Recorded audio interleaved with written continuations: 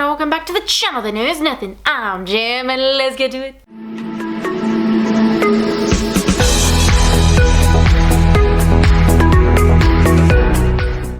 So today we're diving on into another fantastic book tag. We're diving on into Life's a Beach. Question number 1 in this tag is Sand, and that is a book that has stuck with you long after you have finished it. And I have 2 for this one. Percy Jackson, because that book is just amazing in so many ways. Also, I read Heroes of Olympus recently. Still good, but doesn't live up to that first series that Rick Riordan wrote. Just doesn't. And the second one I've chosen for this first question is Different Not Less, because my god, I love that book.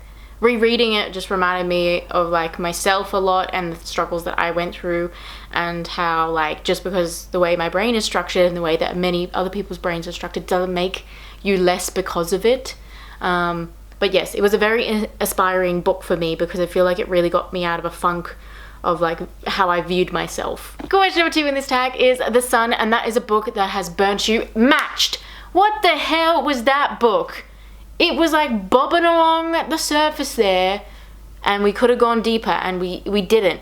In the first book too, like I wanted a little bit of depth, but we just like we're chilling in the shallows. I don't know how the rest of that trilogy plays out because I know there's 2 others, but I'm a little bit not sure how I feel about that.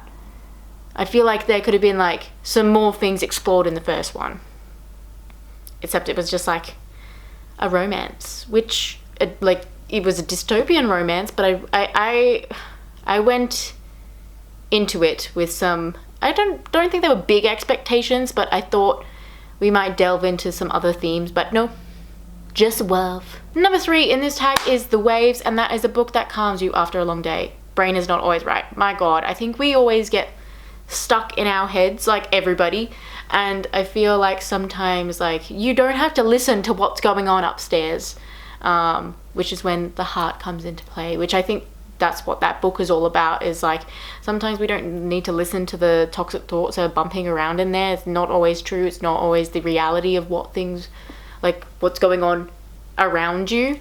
So yeah, when I'm having a hard time, I always like to like go and read that book and sort of like ground myself in reality again. I know it's a kid's book. I know you might think it's ridiculous, but it's a good one. Question number 4 is Bathing Suit, and that is a book with a pretty summery cover, and I'm picking Bloom for this one because oh my god, so cute and gay.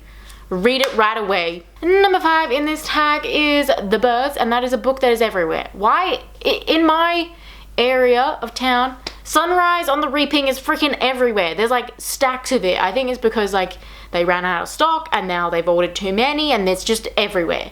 I was so overwhelmed when I went to the bookstore. They're like, do you want this? I'm like, I already have it. Number 6 in this tag is a book with wonderful characters, and I am picking Tomorrow When the War Began. Bit of a shock for everybody. You thought I was going to say Percy Jackson, which is what I wrote down here, but I'm changing my answer. Currently, I am listening to Tomorrow When the War Began, and I forgot how wonderful that book is. I mean, terrible setting, but like how interesting like it's structured and how it flows so easily, and like how it's just like these little band of friends that is just a bit of like hodgepodge people that are just sort of like mixed in with this like disaster. It's a really good book, and I have only read the first one. I would really love to read the rest of the series because I am very interested to see how this plays out. I know some spoilers, but the book has been out for years now, so I can't avoid them. Number 7 is Ice Cold Drinks, and that is a series that you gulp down, or a book, I think it is. Yes, just a book, sorry. But I read the first 3 books of Lockwood & Co., and my god, I was frothing that shit. I think it's because the TV show recently came out when I like was reading them, but then I just like lost interest because like I kind of think it could have been for an older audience. Like it could have been really interesting if like the author went sort of for a more YA than like a chapter book, sort of like children's book. It would have been really interesting to see that. And there's a lot of questions I have about the series, so I should probably go back and read the others, but I just lost interest. And then also I found out they weren't renewing the TV show, and I was like, well, what's the point? I mean, the point is I should probably read the books, but I have so many to read. Question number 8 in this tag, which is the last question in this tag, is The Fun Memories, and that is a book you can't wait to return to, and I said Blood of Olympus. And I recently have like listened to all of that series now, Heroes of Olympus. It does not, like I said before, doesn't hold up against the Percy Jackson series. Like, it's good. The person who reads the like Audible book, not great. They mispronounce like all the names, and then they stereotype some of the people that are in the book really badly, and I hated it. They obviously like let that go as the series like continued, but in the first one they really did some really bad stereotyping. I did not care for it. And then they pronounce Gaia's name Gia. I'm like, am I like crazy? I thought it was Gaia, and then I had a whole spiral moment. But it was interesting to finally like finish off that series, but I'm not sure I absolutely loved it as much as I loved Percy Jackson. I feel like we spent a lot of time with the other characters, which when I first read it, I really loved Hazel and Frank, which still remained true. Not so much Hazel. I liked Frank a lot. I really loved Leo, but then he went under the bus completely as soon as he met Calypso, and I didn't care for that. And I didn't care for his ending. I feel like that was really like misaligned with his arc. I hated that Leo hated Percy for the Calypso like situation as well. It's just like, you're so unhinged, Leo, please stop. So I think on returning to it as an adult, like maybe not have been the best choice, because like I thought it wasn't my cup of tea. I think I'll stick with like my little like the first little series, like, because it's good and it's like well structured. Not that this one's not, it's just I feel like we have a lot of characters together, and I'm just sort of thinking like, I think that might be too many characters, too many arcs to explore.